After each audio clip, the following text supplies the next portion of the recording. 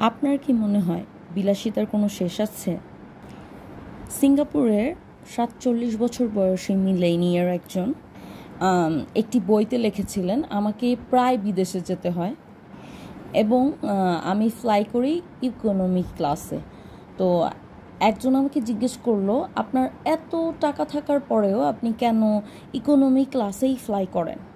তো সে বলে, আমি উত্তর দেই, এই জন্যই তো আমি সিঙ্গাপুরের সেরা ধনী।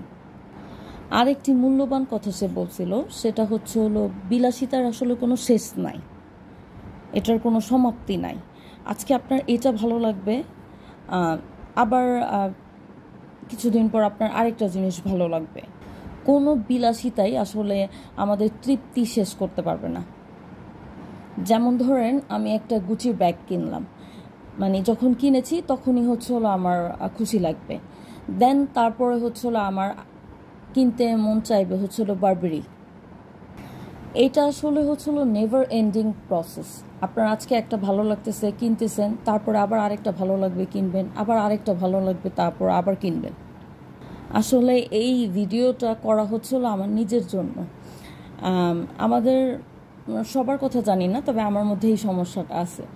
আমার মনে হয় যে আমি এইটা কিনছি, তারপরে আমার আবার আরেকটা জিনিস কিনতে মন চায়, আবার আরেকটা জিনিস কিনছি, আবার আরেকটা জিনিস কিনতে মন চায়। তো হলো বিলাসিতার আসলে কোনো শেষ নাই। এটা হলো আবার নেভার এন্ডিং প্রসেস। আমার এটা ডে বাই ডে চলতেই থাকবে। এইসব কেনাকাটার মধ্যে হলো আমাদের আত্মার শুদ্ধি হয় না।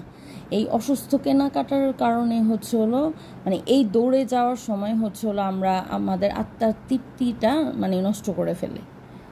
হ্যাঁ, আমাদের শখ পূরণ হবে, তবে হলো এটা একটা কোয়ান্টিটি আর একটা কোয়ালিটির মধ্যে। আসলে কোনো টাকাই নিজের টাকা না।